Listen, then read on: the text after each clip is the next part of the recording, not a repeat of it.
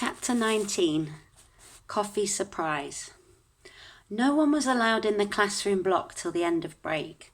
Not even for the loo, really. But by pleading and doing some pretty manic jiggling up and down, I managed to convince Mrs. Olive, who was on playground duty, to let me in.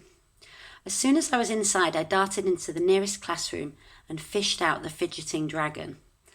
Once in the open, he calmed down and perched happily on my hand.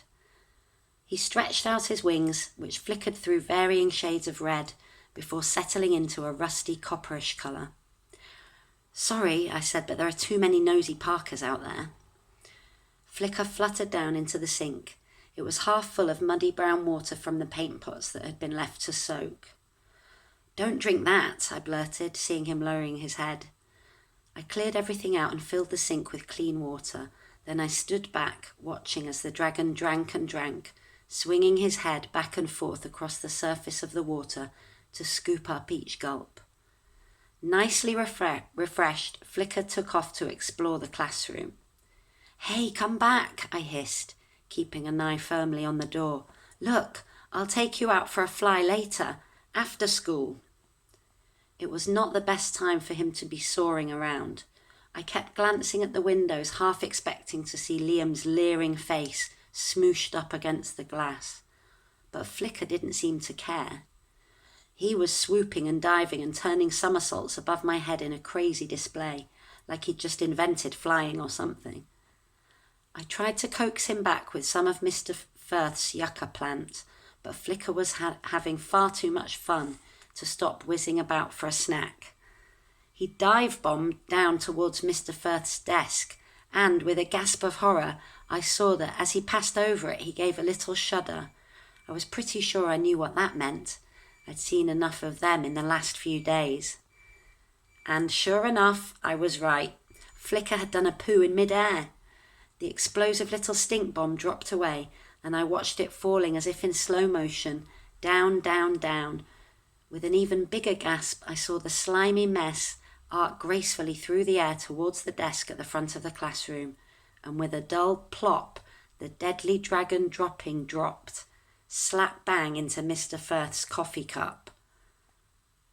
"What are you doing?" hissed a voice behind me. I spun round and saw Ted's head peering round the door. "Mr. Firth will kill you if he catches you in here. Come on, it's nearly time to line up for the bell. Let's go." I looked from Ted to the cup, but before I could move, Flicker took off from the bookshelf where he'd landed. I watched as he started weaving in and out of a display of hot air balloons that hung in groups from the ceiling. I held my breath, terrified his tail would catch on one of the wires and bring the whole lot crashing down. Following my gaze, Ted looked up. He was just in time to catch the dragon's next poo squarely on his forehead. The stinky green mess, which was particularly runny, dribbled down his nose, but Ted barely noticed. He stood open-mouthed, staring in bug-eyed wonder at the little ruby shape flitting above him. "Ted, meet Flicker," I said, grinning. For once, Ted didn't say anything.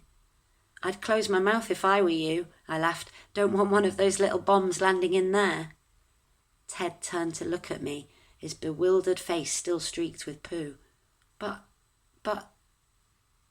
he stuttered. "Oh, and I should wash that lot off before it dries," I said, pointing towards the sink. "Dragon poo has a nasty habit of exploding." A few seconds later, the bell rang and, startled, Flicker zipped down to land on my shoulder. I quickly tucked him back into my pocket. "We have to get Mr. Firth's cup," I urged. "What?" spluttered Ted, who was desperately splashing water over his face. "The coffee cup," I said, my voice now all tight and squeaky with panic. "He did a poo in it." We didn't get the coffee cup, because before either of us could get to it, people started piling into the classroom, and the bell rang again for the start of lessons. "What are we going to do?" I whispered as we raced through the doorway. "Hope he doesn't drink cold coffee, I guess," said Ted.